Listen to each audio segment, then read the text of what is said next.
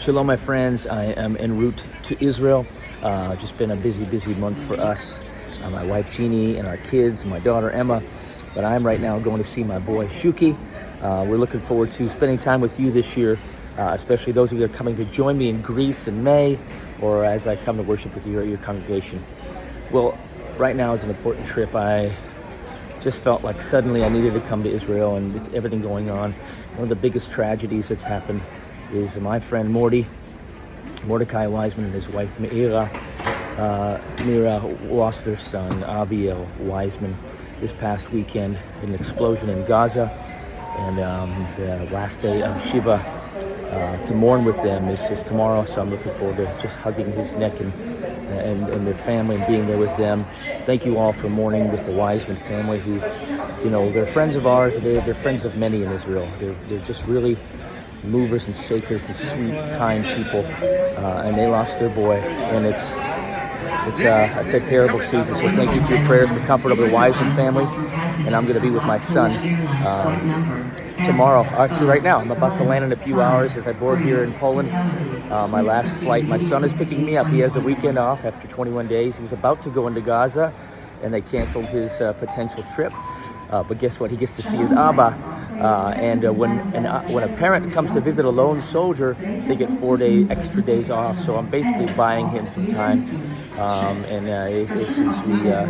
We just go through this season. There was an explosion a couple days ago, and that's really what was the final straw for me at my son's base. He was there about 2 hours before the explosion in the same room in a Hamas RPG. He left. He was on the bus to go home for the weekend, and one of his friends was injured, and many others. But it turns out they're all going to be okay. They'll survive. But thank you so much for your prayers. It's a crazy season. Sometimes when you're an Abba, when you're a dad, and a parent, my wife and I appreciate all your prayers. You just have to drop everything and just go and be with your son, your child. We watched our daughter go through this terrible season of October 7th and became a sergeant during the war, and now she's finished. And it's been an emotional season for my wife and I. We just thank you all for your prayers.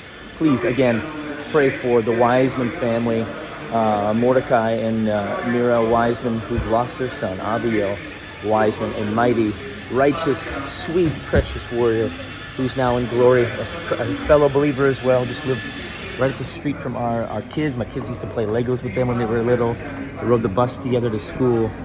He was a sweet, just a quiet boy who just knew, you could tell he just knew what he wanted. And he paid the ultimate price for his country, for Israel. So thank you so much for mourning with us, praying with us, standing with us. At this time, the church, even the Christian church, has been so silent. Yes, there's many of you that have, but the majority, and I'm sure I'm not preaching to those. I'm preaching to the minority right now. The majority has been so quiet about Israel, and it's sad. You feel isolated, as a parent of 2 Israeli soldiers.